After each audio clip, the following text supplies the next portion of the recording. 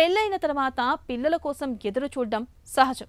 కానీ ఏళ్లు గడుస్తున్నా కడుపు పండకపోతే, గర్భధారణ ఆనవాళ్లే కనిపించకపోతే ఆ దంపతుల మానసిక వేదనను మాటల్లో చెప్పలే. తమ కడుపు పండాలని, పండంటి సంతానం కలగాలని కనిపించిన దేవుళ్ళందరికీ మొక్కులు కడుతూ ఉంటారు. అయితే ఎన్ని ప్రయత్నాలు చేస్తున్నా కడుపు పండే సూచనలేమీ కనిపించవు. వైద్య పరీక్షలో కూడా ఇద్దరిలో ఏ లోపం లేదని, శారీరకంగా అంతా బాగుందనే తేలుతూ ఉంటుంది. ఈ రకమైన పరిస్థితిని అన్ఎక్స్ప్లెయిన్డ్ ఇన్ఫెర్టిలిటీగా పిలుస్తారు డాక్టర్లు. కారణం తెలియని ఇలాంటి సంతాన రాహిత్య విషయంలో ఏం చెయ్యాలో, సంతాన సాఫల్యత కోసం ఎలాంటి చికిత్సలు తీసుకోవాలో డాక్టర్ని అడిగి ఇప్పుడు తెలుసుకుందాం.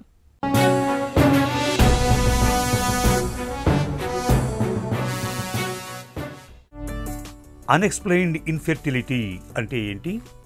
అన్ఎక్స్ప్లెయిన్ ఇన్ఫర్టిలిటీ అని చెప్పాలంటే ఫస్ట్ అసలు మనకి ప్రెగ్నెన్సీ ఛాన్సెస్ ఎలా ఉంటాయో తెలుసుకుందామండి.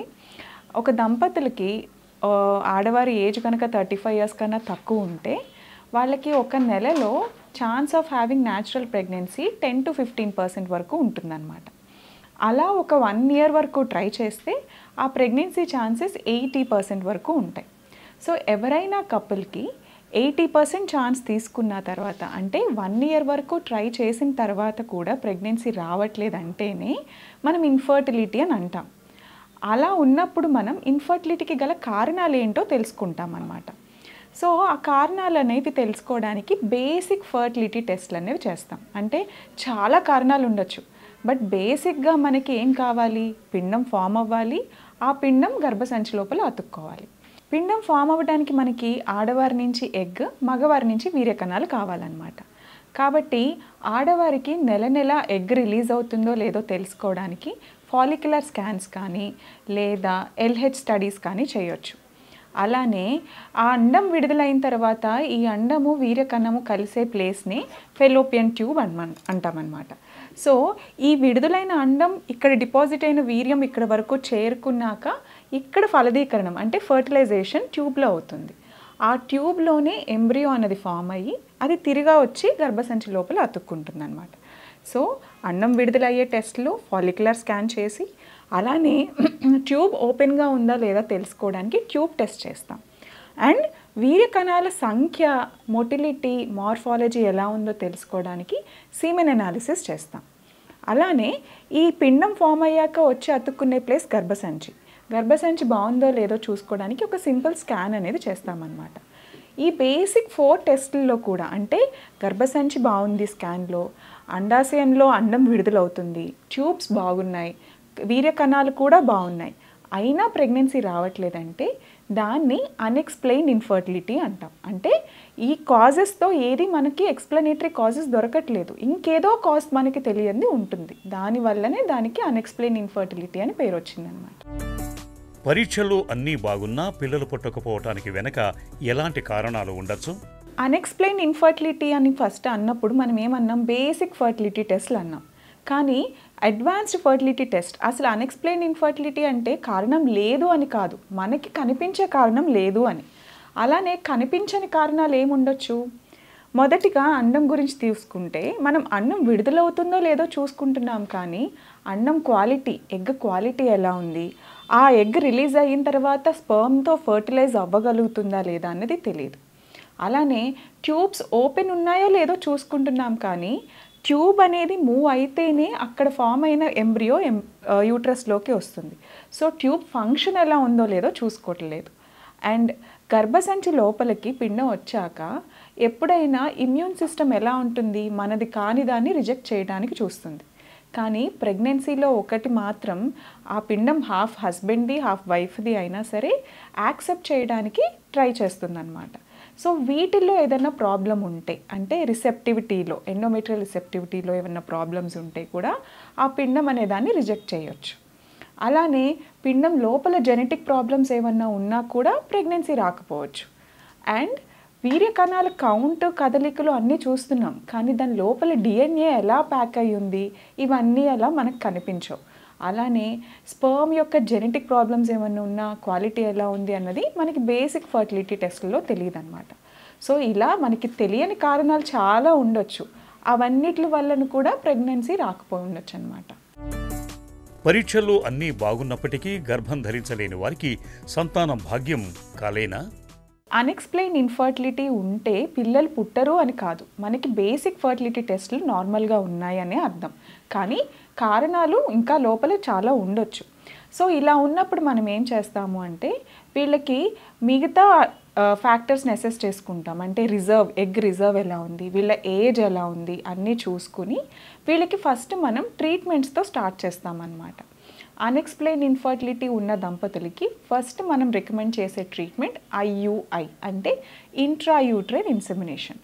ఇది చేయడం వల్ల నార్మల్గా వీర్యకణాలు ఇక్కడ డిపాజిట్ అయ్యేవి మనం గర్భసంచి లోపల దగ్గరగా పెడుతున్నాం కాబట్టి ఈ వీర్యకణాలు అండాశయం నుంచి విడుదలైన ఎగ్కి అతి చేరువలో ఉంటాయి.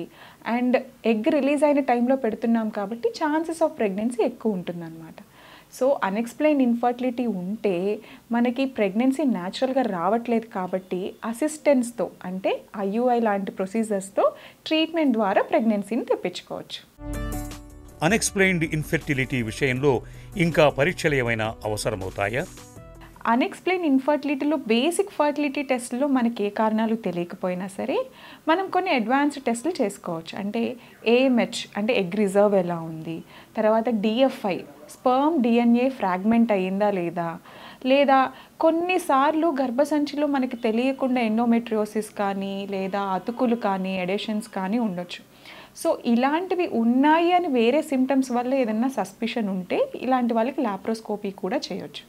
బట్ ఇవన్నిటికన్నా ముందే మనకి మిగతా క్లినికల్ హిస్టరీలోనే చాలా వరకు ఐడియా వచ్చేస్తుంటుంది.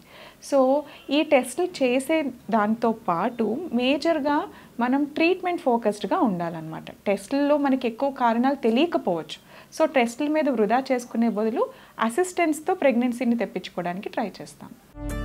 అన్ఎక్స్ప్లెయిన్డ్ ఇన్ఫెర్టిలిటీకి చికిత్సలు ఎలా ఉంటాయి?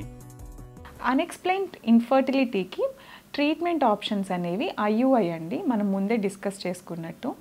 ఎందుకు అంటే IUIలో మనకి ఫ్యాక్టర్స్ బయటకి కనిపించిన ఫ్యాక్టర్స్ ఉన్నా కూడా కొన్ని కరెక్ట్ చేసుకోవచ్చు. ఎలా స్పర్మ్ని లోపల పెడతాం కాబట్టి, అలానే ఎగ్ రిలీజ్ అయిన టైంలో ఈ ప్రొసీజర్ చేస్తాం కాబట్టి, న్యాచురల్ పద్ధతి ద్వారా ప్రెగ్నెన్సీ రానప్పుడు అంటే వీళ్ళకి 0% ఛాన్స్ ఉంటే మనం IUI పద్ధతి ద్వారా దాన్ని 10 నుంచి 15% వరకు పెంచుకోవచ్చు అన్నమాట. ఇలా మనం ఒక 3 సైకిల్స్ వరకు ట్రై చేస్తే సక్సెస్ రేట్ అనేది 30% వరకు ఉంటుంది.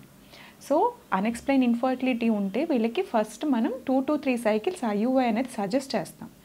కానీ ఈ ట్రీట్మెంట్ కన్నా ముందు మనం తెలుసుకోవాల్సింది లైఫ్ స్టైల్ చేంజెస్.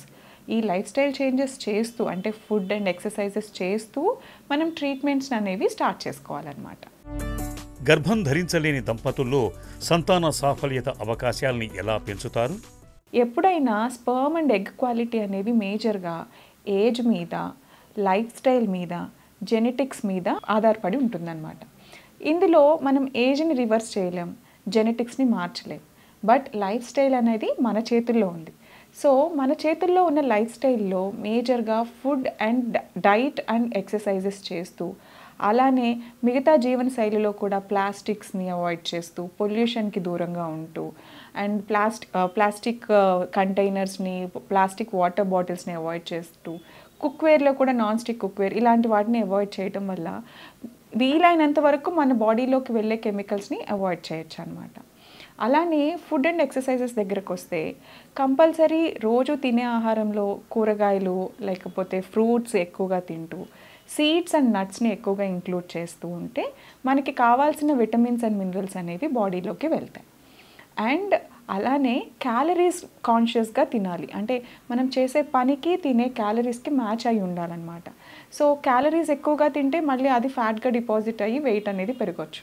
సో ఎంత పని చేస్తున్నామో దానికి తగ్గ క్యాలరీస్ తీసుకుంటూ రోజు ఖచ్చితంగా ఒక 30 నిమిషాల వరకు ఎక్సర్సైజెస్ చేయాలి.